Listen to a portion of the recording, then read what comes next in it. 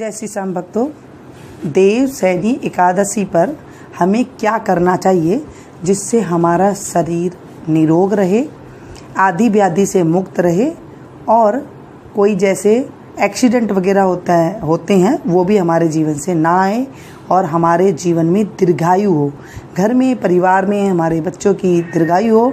तो इसलिए हमें क्या करना चाहिए। देवशयनी एकादशी, आषाढ़ शुक्ल पक्ष की एकादशी को देवशयनी एकादशी कहते हैं।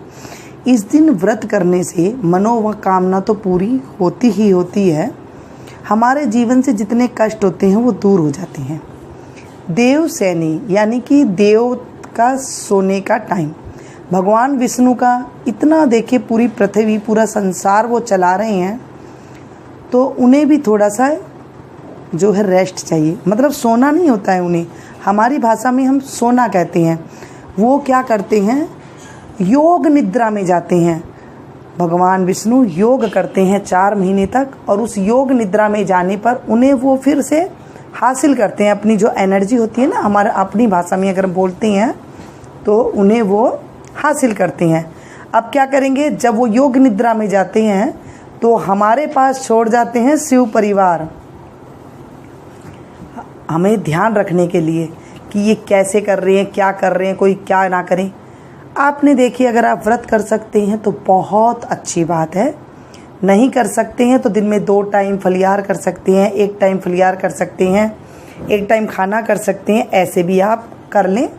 तो बस नॉन वेज वगैरह है, जो प्याज लहसुन है उसका त्याग करते हैं, ऐसे भी आप कर सकते हैं, क्योंकि सबका शरीर अलग अलग है। अगर आप ज़बरदस्ती कोशिश करेंगे करने की तो बीमार हो जाएंगे, इसमें फिर भगवान भी उस व्रत को नहीं मानते हैं। देवशयनी एकादशी यानी कि भगवान का योग निद्रा में जाने का दिन, ये नहीं कि वो तकिया उठा करके सोएंगे। अब रात होगी तभी तो वो योग निद्रा में जाएंगे, दिन में तो जाएंगे नहीं वो भी।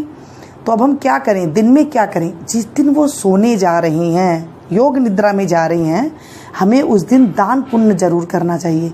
इससे क्या होता है, उनकी नज़र में हम आ जाते हैं और फिर पूरा जो 4 महीना होता है ना, उसके बाद जो है तब तक वो चलता रहता है। तो क्या करें, आज के दिन दान पुण्य करें। आप दिन में तो दान पुण्य फल इन चीज़ क्या करते रहें, क्योंकि एकादशी है तो फल अगर आप दान करते हैं, विष्णु भगवान के मंदिर में करते हैं या शंकर जी के मंदिर में करते हैं, कहीं पर भी करते हैं, तो उसका हमें करोड़ों गुना फल की प्राप्ति होती है। और रविवार के दिन अगर पड़ती है तो वो तो बहुत ही अच्छी होती है रविवार को, क्योंकि भगवान विष्णु का दिन होता है। और क्या करें, चुगली ना करें, किसी को अपशब्द ना कहें, किसी से झगड़ा ना करें, इस तरह भी आप कर सकते हैं। पूरे दिन मतलब आप इस तरह से करें। अब शाम को क्या करें, शाम को आपको एकदम योग में बैठ जाना है, जैसे हम योग करते हैं ऐसे आपको सीधा बैठ जाना है। डेली 4 महीने आपको करना है। आपकी मनोकामना ऐसी पूरी होगी कि आप देखेंगे मैंने तो व्रत भी नहीं किया, कुछ भी नहीं किया, फिर भी ऐसे कुछ इतना फल मिला। क्योंकि हमारे भगवान ने स्पष्ट कहा है कि अगर आप ऐसे भी कर लेते हैं तो भी जो है मैं उनकी मनोकामना पूरी करता हूँ। जैसे विवाह नहीं हो रहा है और या फिर शादी हो गई है तो उसमें कुछ ग्रह कलेश है, या फिर बिजनेस में कोई घाटा है, नौकरी नहीं लग रही है, यानी कि कोई भी यथा कोई भी दिक्कत हो वो भगवान पूरी करते हैं। अब कैसे करें, शाम को आप बैठ जाएं, शाम के टाइम पे बैठ जाएं या फिर रात को आप बिस्तर पे बैठ जाएं, कोई दिक्कत नहीं है। भगवान के नाम का आप स्मरण करें, कुछ भी आपको सीधा सा नाम आता हो वो कर लीजिए। नमो भगवते वासुदेवाय, नमो भगवते वासुदेवाय, इस तरह से करना चाहिए। अब आप कहेंगे आप ओम क्यों नहीं लगाते हैं। देखिए, मुझे भी इतना ज्ञान नहीं था। जब मैंने अपने गुरुजी बनाए थे शंकराचार्य जी, तो उन्होंने एक बात हमें समझाई थी कि ओम उन्हें बोलना चाहिए जिन्हें जने उदाहरण कर रखी है। तो इसीलिए हम ओम का उच्चारण नहीं करते हैं। आपका मन हो तो आप कर सकते हैं। जब मैंने ये उनसे गुरु मंत्र लिया था हम लोगों ने, तो जैसे मैंने और मेरे पति ने, तो उन्होंने ये शिक्षा दी थी हमें। तब से कई साल बीत चुके हैं, तब से हम ओम का उच्चारण नहीं करते हैं।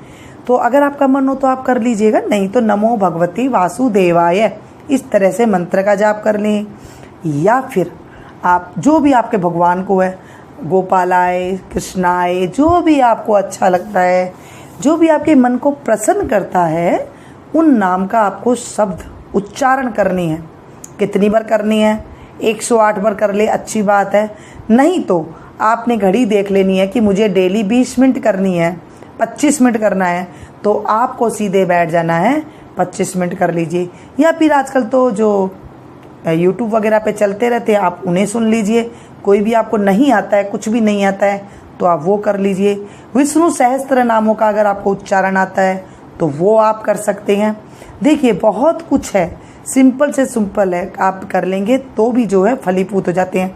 क्योंकि हम करियुग में हैं, करियुग, कलियुग, करियुग, यानी कि जो हम करेंगे हमें साक्षात मिलता है। भगवान कहते हैं कि करियुग में कुछ भी करता है इंसान तो मैं उससे प्रसन्न हो ही जाता हूँ। अब जब शिव भगवान छोड़ के गए हैं, शिव भगवान की फैमिली छोड़ करके हमारे पास 4 महीने वो जाते हैं, तो शिव भगवान हमारी पूरे ध्यान रखते हैं। तो हमें इन चीज़ों का जब हम करते रहेंगे ना, मैंने आपको बड़ा सिंपल सा बताया, आप करके देखिए, आपको बहुत ज़्यादा फ़ायदा मिलेगा। अगर आपके बच्चा पढ़ाई में नहीं है, आप ऐसे कर सकते हैं, बच्चे को लगा सकते हैं, रात को सभी एक साथ बैठ जाइए और सभी एक साथ कर लीजिए। इन 4 महीने का जो प्रण आप लेंगे ना, आप देखेंगे कि आपने पूरी ज़िंदगी इतनी उपाय किए, इतना सब कुछ किया, सब जो फल नहीं दे पाए वो ये 4 महीने में सिर्फ आपको नियम करना है। ये नहीं कि आपने एक दिन छोड़ दिया और एक दिन कर लिया, एक टाइम में बैठना है। अगर आपको रात को 8 बजे टाइम मिलता है तो आप 8:30 बजे बैठ जाइए, 9 बजे टाइम मिलता है तो 9 बजे बैठ जाइए, 4 बजे शाम को टाइम मिलता है 4 बजे बैठ जाइए। यानी कि जो आपको सुचारू रूप से टाइम महसूस हो वो आप कर सकते हैं। आप देखेंगे इसी से ही आपका जो है बहुत सारा शुभता फल की प्राप्ति होगी और एकादशी के जितने फल हैं वो भी आपको मिलने लग जाएंगे। क्योंकि जब अब कोई आदमी सोने जा रहा है और हमसे कुछ कहते हैं ना, कुछ हम अच्छा करते हैं तो वो क्या कहते हैं, अच्छा अच्छा अच्छा, ठीक है ना, ऐसे ही। तो भगवान के ध्यान रहेगा भगवान को कि ये मतलब ऐसे कर रहा है। जब वो निद्रा खोलेंगे और आपके पाठ फिर से चालू रहेंगे, तो जब कार्तिक का महीना आएगा ना, तब ये जो है देव उठनी एकादशी आएगी, तब उस टाइम पे उठेंगे हमारे भगवान जी। अब ये नहीं कि भगवान जी सो रहे हैं और ऐसे है, नहीं है, इस टाइम पे शुभ कार्य नहीं होते, क्योंकि भगवान जी योग निद्रा में जाते हैं, योग वगैरह करते हैं। सृष्टि का पालन इतना उन्होंने संभाल रखा है, तो उनके लिए वो अपनी एनर्जी हासिल करते हैं। आपको भी अगर कोई भी चीज़ की इच्छा हो तो इस तरह से कर लीजिए। अब आप कहेंगे हम भगवान जी को सुलाएं कैसे, उठाएं कैसे? देखिए वो अपने अपने नियम हैं, सब अपने अपने नियम से कर लेते हैं। कोई तो मनसा पूजा से कर लेते हैं, जैसे मैं आपको समझाती हूँ कई बार। मनसा पूजा यानी कि मन से अगर आपने कुछ कर लिया तो वो सबसे श्रेष्ठ है, ये करने की कोई ज़रूरत नहीं है। भगवान हमारे मन से ही सारी चीज़ जान जाते हैं। जैसे आप मन से ही सब चीज़ सोच लीजिए कि मैंने भगवान को एक विष्णु लक्ष्मी की जोड़ी है या राधा कृष्ण की युगल जोड़ी है, उन्हें आप देख रहे हैं, उन्हें आप स्नान करा रहे हैं गंगा जल से, उन्हें आप पंचामृत स्नान करा रहे हैं, फल दूध सब चढ़ा रहे हैं और उनका अभिषेक कर रहे हैं, और उसके बाद उन्हें पहुँच करके उन्हें आप एक बिस्तर पर लिटा करके उन्हें सुला रहे हैं, और फिर उसके बाद आप उनके दर्शन कर रही हैं। ऐसे एक अच्छी जगह पर, साफ़ सुथरी जगह आपने स्थान दिया है, ऐसे अगर आप मनसा पूजा कर लेते हैं, सबसे बड़ी पूजा होती है मनसा पूजा। अगर आपने एक कथा भी सुनी होगी कि एक महासेठ था, वो बहुत कंजूस था, तो वो जब मंदिर में जाता तो पंडित से कहता कि मैं अमुक अमुक चीज़ से बीमार हूँ तो क्या करना चाहिए, मुझे भगवान के पास जाना है तो क्या करना चाहिए।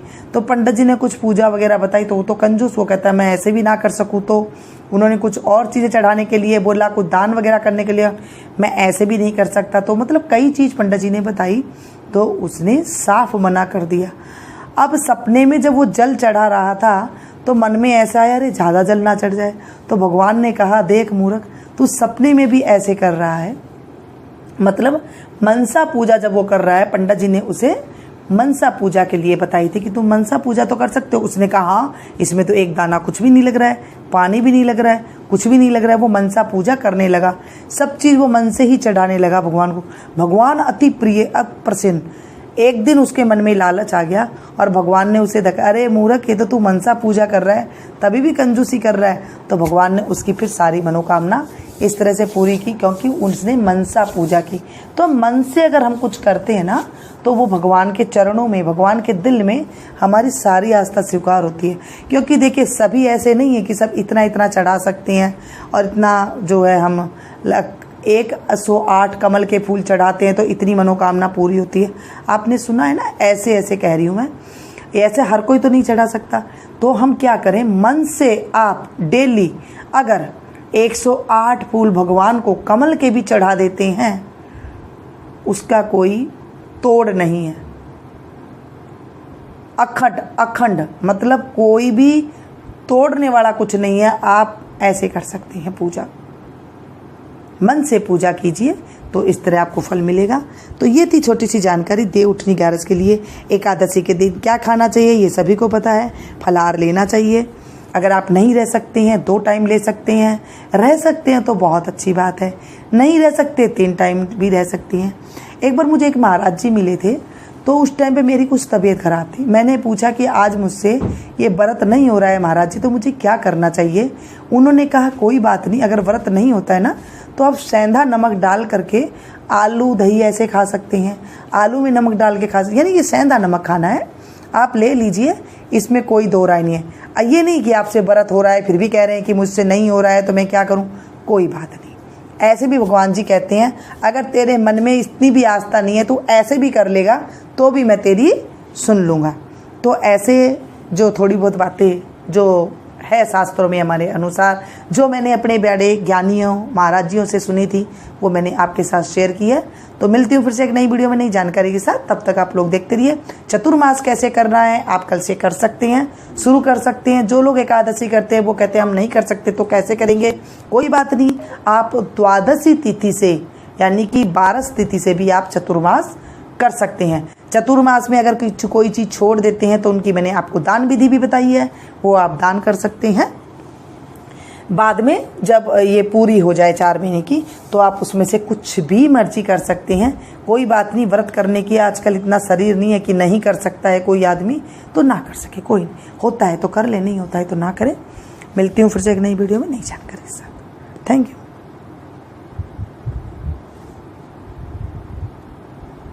जय श्री श्याम भक्तों, देव सैनी एकादशी पर